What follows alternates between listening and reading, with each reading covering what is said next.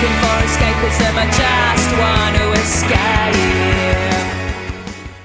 Welcome back to my disembodied and tramadol-dosed voice. Now, despite being as British as Yorkshire puddings or freshly wrapped fish and chips, I have never liked James Bond movies. In fact, if I'm being completely honest, I've always found them smug, silly, and somewhat cheap-looking garbage with silly sex puns and a far cry from the sophistication of other movies. Now, to be fair, in my first year at university, when I studied media, this is back in the 90s, long before I got into psychiatry, I was dragged to the cinema by two girls in my dorm and we watched GoldenEye, and I quite enjoyed it.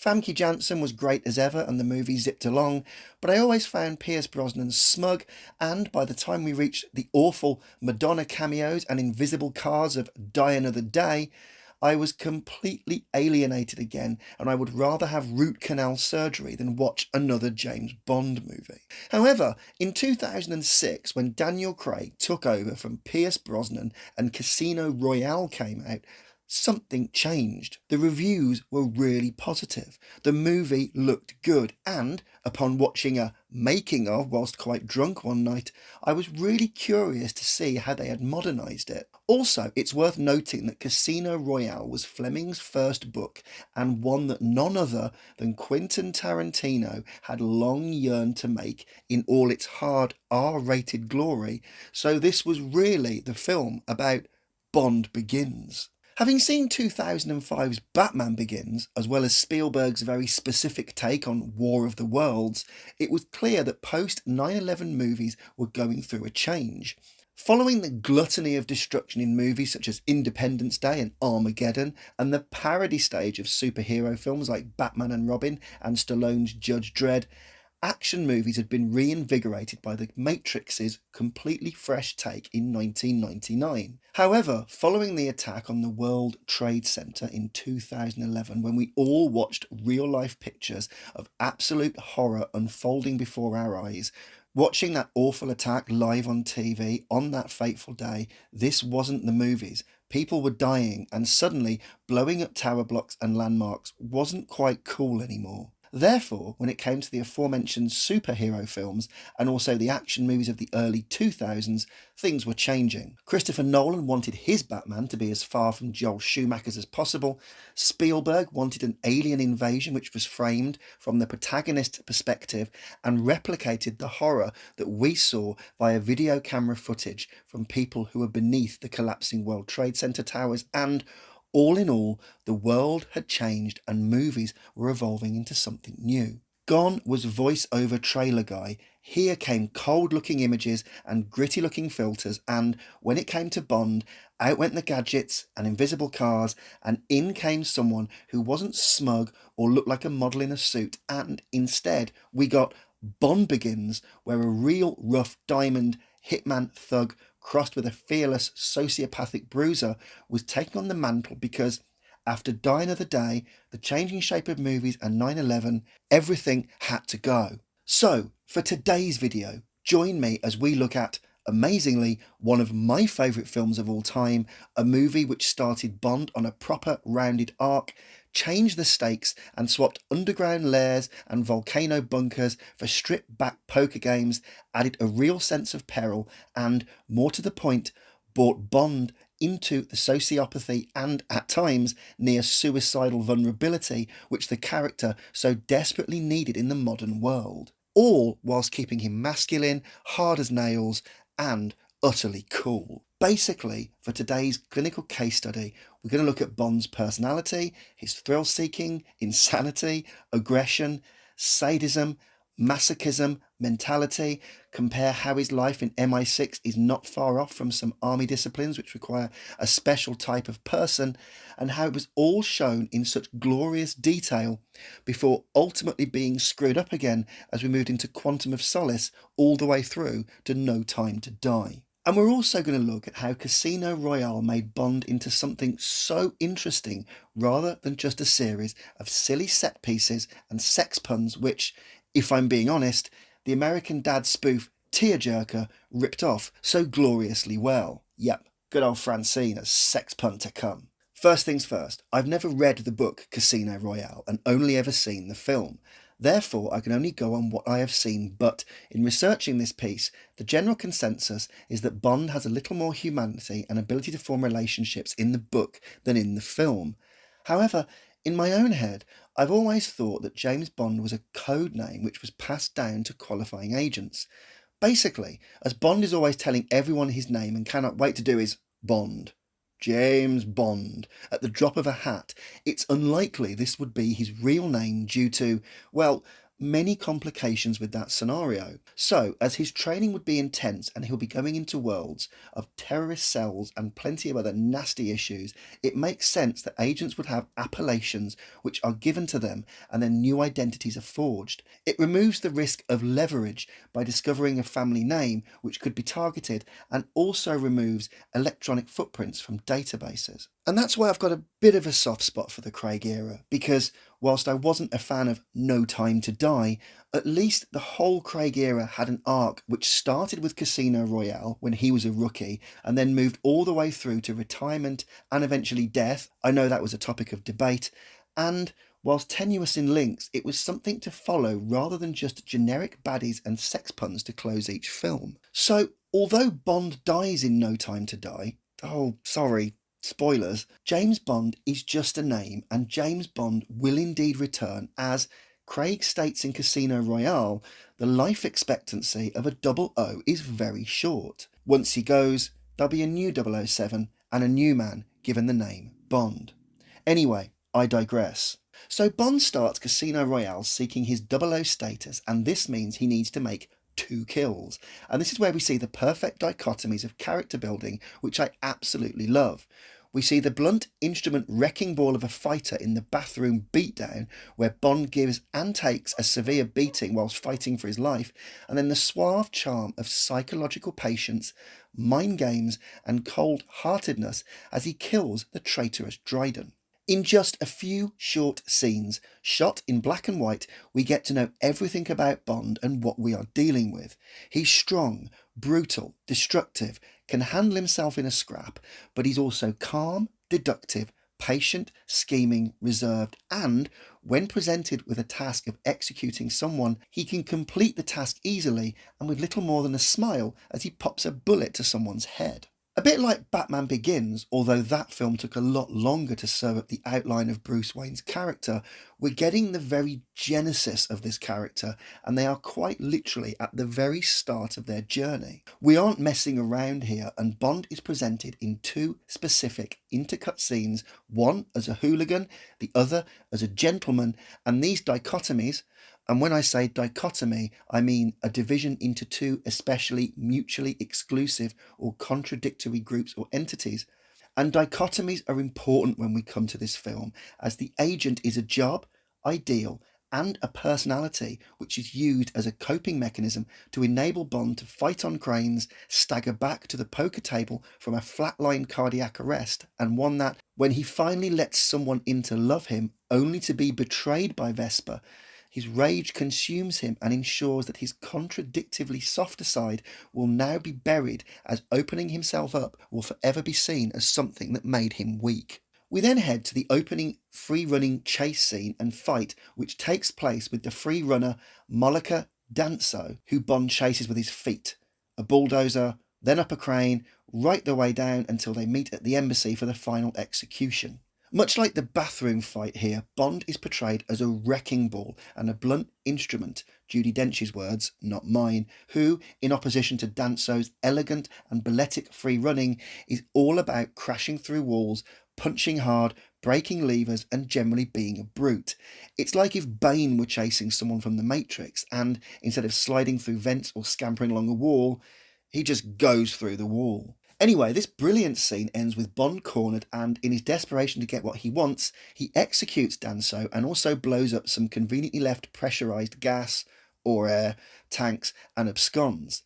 There are consequences to this, but crucially, Bond doesn't care, and that's where we come to the first psychological tenets of Bond in Casino Royale. Now, it's important to remember that Bond isn't military. He's MI6, and whilst there would still be extensive training, and it would still be taxing, it wouldn't go as far as someone like Navy SEALs or Marines. According to Richard Tomlinson, who wrote the book The Big Breach, there were several stages MI6 agents had to pass. One such task was called The Perfect Stranger, where you were dropped off at a random pub and then had to try and get a complete stranger's name, contact details, and even their passport numbers. It would show how adaptable the agents were and how they could blend into an alien environment and also to use confidence tricks. He also wrote of something called the UDA Loop. The UDA Loop is an acronym, and it stands for Observe, Orient, Decide, Act.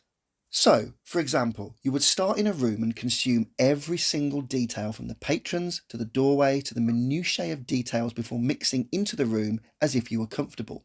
Then, decide and act is more about how to exit than attack and get into a fight, so the whole point of the exercise is to use the OODA loop to avoid confrontation and leave it to other authorities. We see the OODA loop in action before the free running chase, where Bond castigates his colleague for putting his finger to his ear, looks in place and calm in this bear pit of thugs and gambling, but when the situation goes south, he is forced to act, and, as it's a movie, that means some explosions and chases. However, MI6 is all about being covert and stealthy, which would also mean not walking around telling everyone that you're Bond.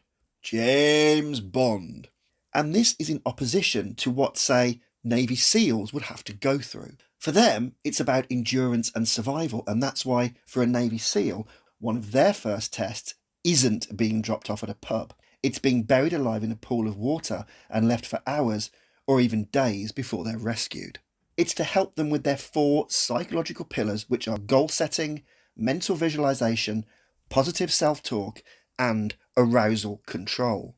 Basically, they are taken to a random location, buried for blackout desensitization, and left until eventually someone comes for them. However, whilst MI6 would have some basic training of fighting and surviving, their methods aren't about brute force, but more necessarily about cunning. It's also worth noting that Navy SEALs also have to undergo trials of sleep deprivation, extreme exposure to temperatures, and, it's reported, sexual humiliation to try and toughen up their mental states.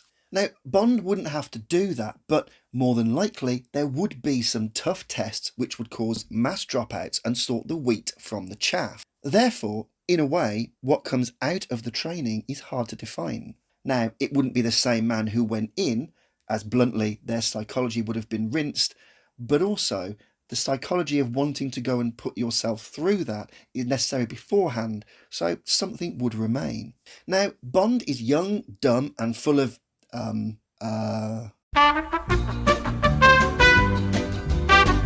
martini, and we see in this film this young agent is also athletic, fit, angry, smug, and also can scrub up for a dinner date or scrub down for a brawl in just a change of a shirt. This isn't some middle-aged and manscaped Abercrombie and Fitch model. This is a tank in a tuxedo who, whilst he might love himself and have a big ego, also carries a huge death wish and an acceptance that his life is going to end and he will more than likely die young. And that's another facet of Casino Royale, as M even calls Bond a blunt instrument, as I stated before, and someone who clearly likes the danger and thrill of being a bit of a dick. Take the golf club scene where he pretends to be a valet only to smash the car, throw away the keys, and yes, it's to distract the security, but he has 0 Fs to give and seems to relish in causing damage and problems wherever he goes. He also loves a punch-up, enjoys the thrill of nearly getting killed, and is an expert at charming ladies. So, is James Bond a psychopath? Well,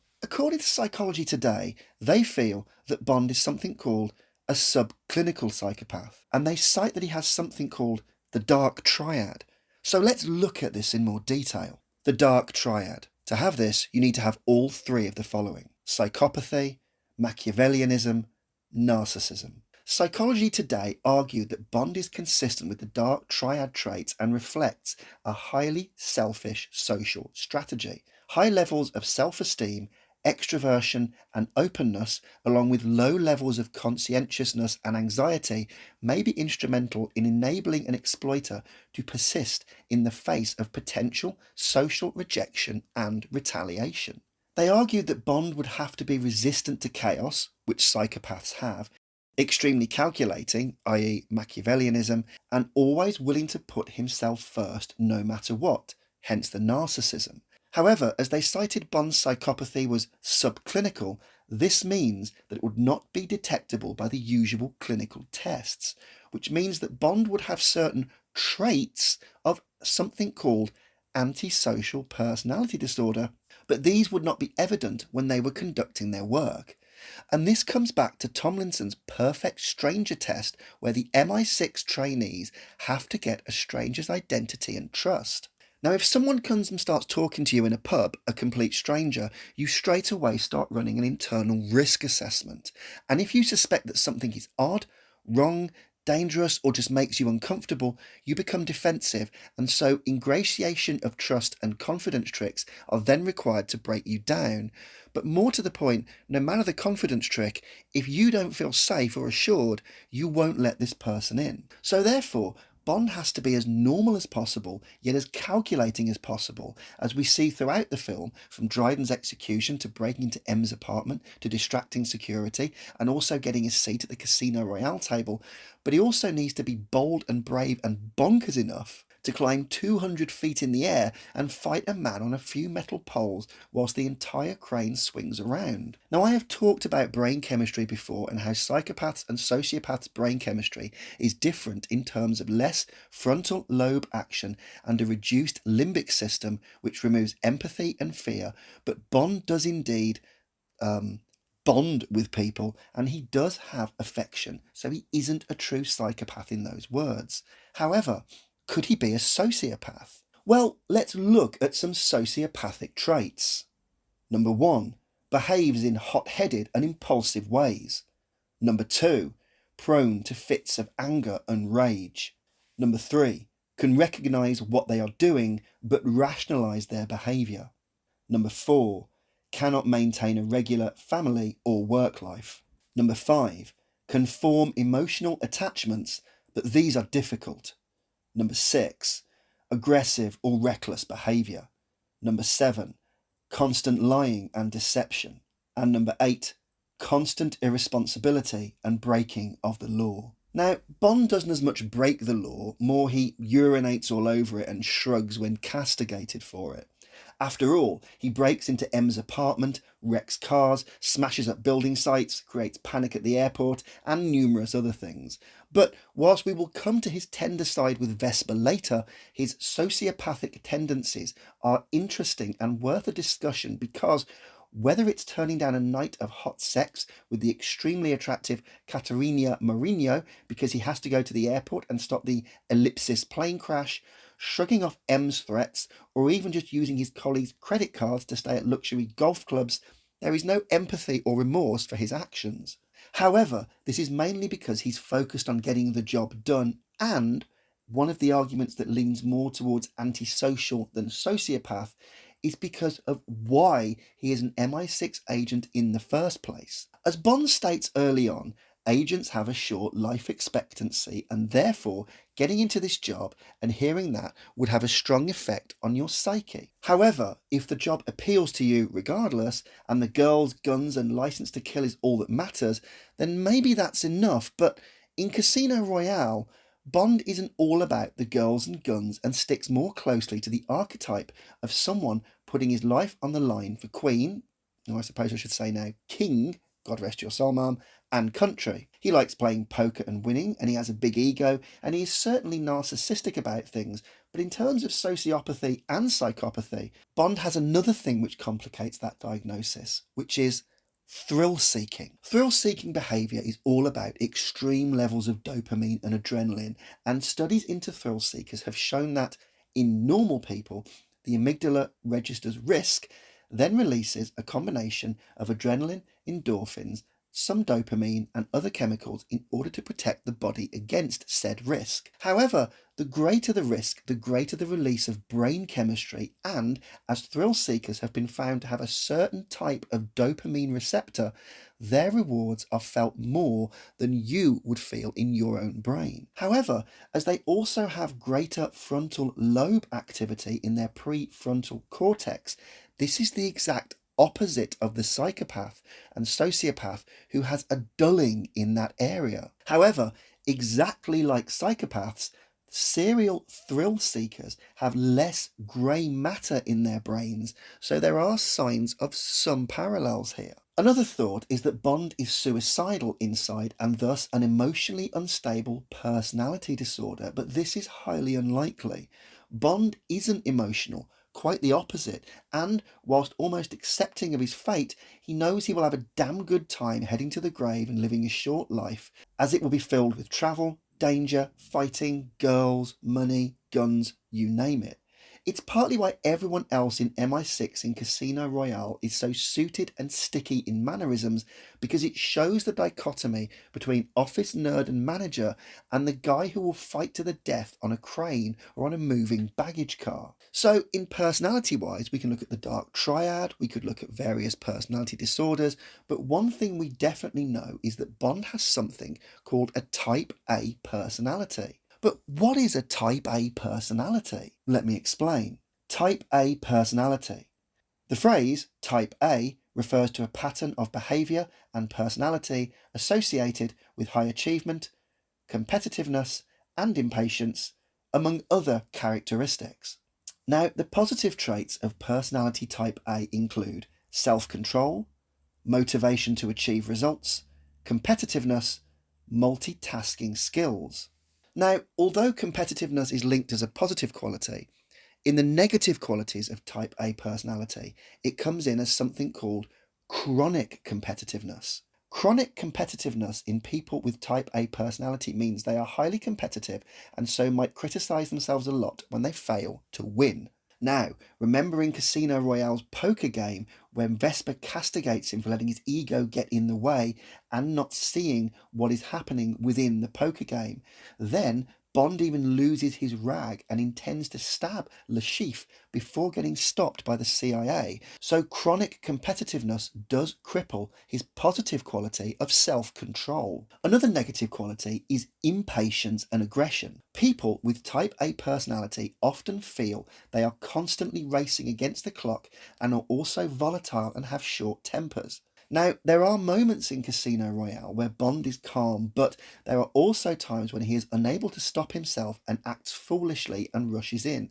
Again, when losing the poker game, he fails to see he has rattled the antagonist, and during the airport fight, there is little more thought than charging about and punching like a madman. Another negative trait is hostility. People with a type A personality are easily angered and might see the worst in others, sometimes lacking a compassionate outlook. Now, Vesper trips this switch with her betrayal and, moving into Quantum of Solace, then Skyfall, and then Snooze Fest. Sorry, I mean Spectre. His trust and pessimism are already infected and altered for life. It's another reason why his marriage is destined to fail, as no matter what he does, that paranoia will always set in at the first sign of adversity. Another negative quality is being chronically achievement orientated. People with a type A personality tend to base their self-worth on external achievement and may have poor work-life balances because of their constant need to prove themselves. Bond's very dedication to his work and lack of a personal life is all built around getting results. The reason he is so good is because he has many different personalities and coping mechanisms that avoid him being himself. Basically, Bond is the perfect caricature created and then acted through, and that's why chronically his achievement orientation is always about this character reaching this goal. Now we're getting somewhere when we're coming to competitiveness and achievement orientation. It's said in Casino Royale that Bond was good on the poker table during his training years with the other agents, and his lack of willingness to wait. M even advises him several times to step back, and his aggression and hostility mixed in with his training, where he can be the perfect stranger and learn confidence tricks, means that finally, with all the positive and negative qualities of a type A personality, we're in the right territory. So Bond does have antisocial and sociopathic traits, but traits do not equal a disorder. You may have traits of something, it doesn't mean that you have the full-blown disorder. He's also young, and the reason Craig was hired was because after the aging Moore and Brosnan, I know Dalton had a go in there too, but meh, They wanted someone young because this was a new agent with new recklessness. Type A personalities also manage their stress by excessive exercise and fine foods, and as Bond is ripped and always keen to catch a posh dinner of caviar and a fine alcoholic drink, shaken, not stirred, he does possess the traits of this too.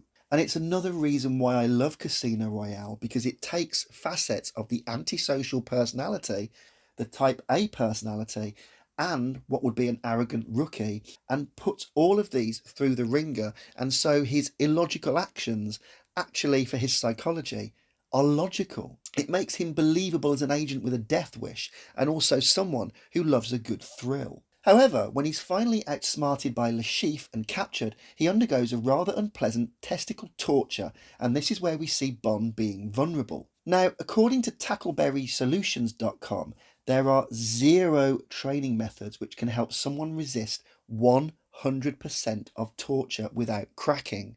It is a movie myth that someone can.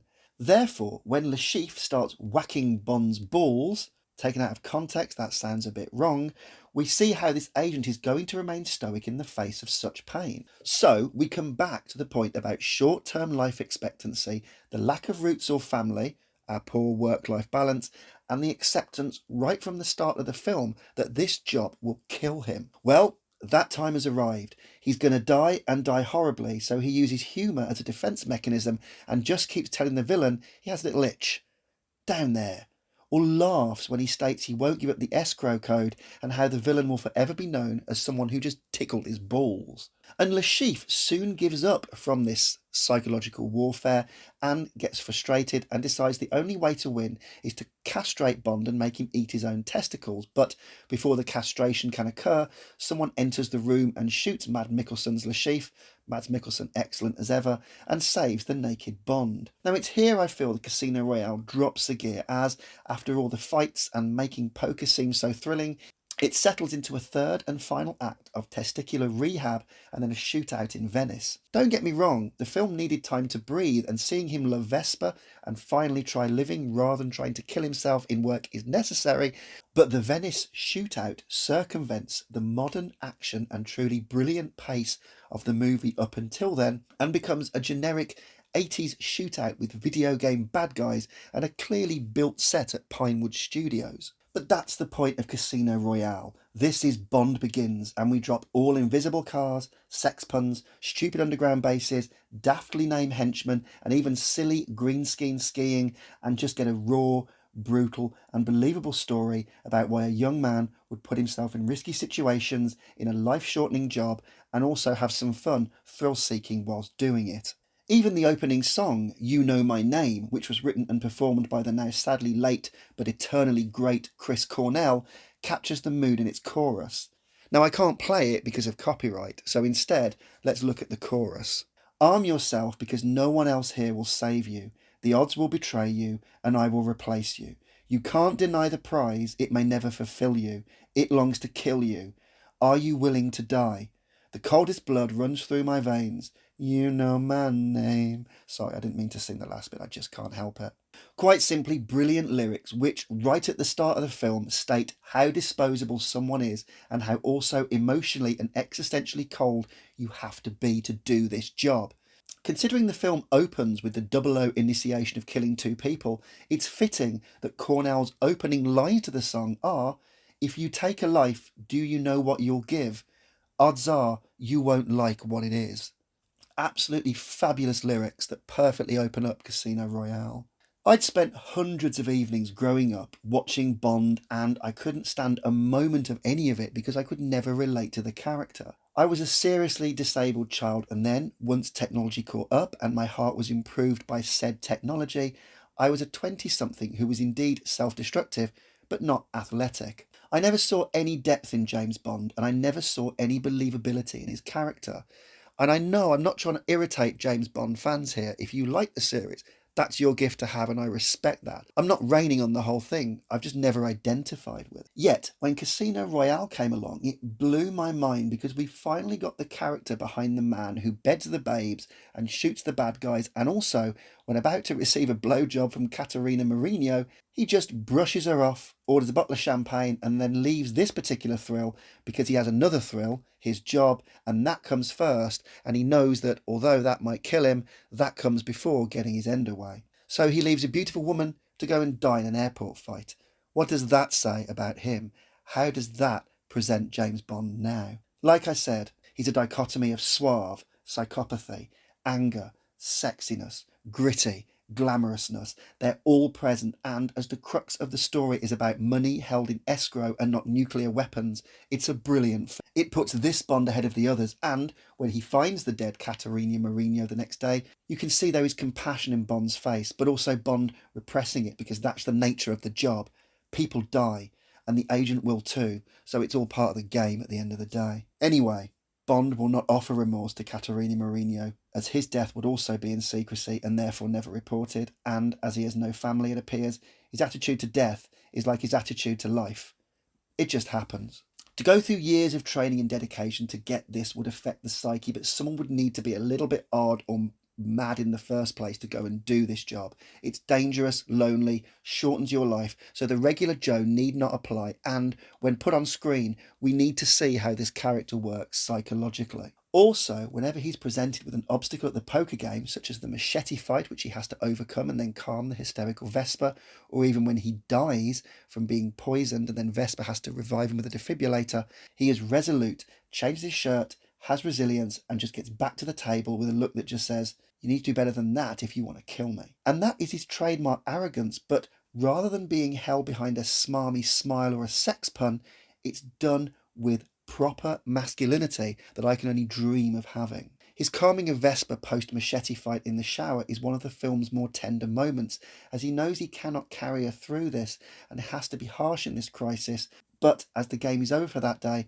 he sits with her in the shower and just holds her. There's no words in this scene really, it's just a beautifully powerful moment. Casino Royale isn't always about showing Bond being reckless, it also gives his character time to breathe and gives him a love interest which will haunt him forever because Vesper was special, and to be betrayed and then watch her die, it sets off his much more hardened and womanising self. Now, whilst it's a shame we'll never get to see Tarantino's take, I like this film a lot. It took the spy and set him on an arc, explained his womanising and alcoholism through being betrayed and also facing his death on every assignment, and it gave us a Bond who was a real bruiser rather than a wink-wink man in a suit who looked like he was advertising Nescafe. What Amazon do with him now, as they have bought the rights from MGM, worries me because whilst Craig stayed for far too long and his follow-ups to Casino Royale weren't of the same quality, his dedication to the part and even his turn at the Olympic ceremony where he jumped out of a helicopter with the Queen showed how much pop culture his portrayal has embedded. It's just such a shame that No Time to Die was such a damp squib finale, as Craig deserved a better send-off. Now, as I said before, I know I'm in the minority because I didn't mind him dying, as I think the name carries on and the agents repeatedly die, but Rami Malek's villain, the terrible pacing, and almost muted impact of his wife's secret, no spoilers this time, just didn't sit right.